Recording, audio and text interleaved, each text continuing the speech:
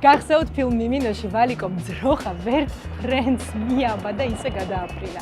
ვერისუბნის მელოდიებში კი გადაზიდვებისთვის ფაეტონებს იყენებდნენ. შერეკილებმა ფრინავი აპარატი ააშენეს იმისთვის, რომ ერთი ადგილიდან მეორე ადგილას მოხვდნენ. და აქვე სერგო ზაქარიაძე ახსენდება ჯარისკაცის მამაში, რომელმაც გადაზიდვებისთვის ხურჯინს იყენებდა.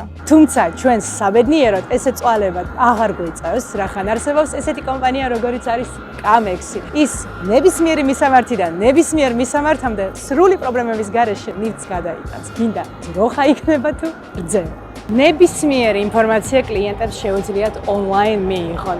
იქნება ეს თქვენი ამანათის ტრეკინგი, დეკლარაციის შევსება და აბსოლუტურად ნებისმიერი პრობლემის გადაწყვეტა.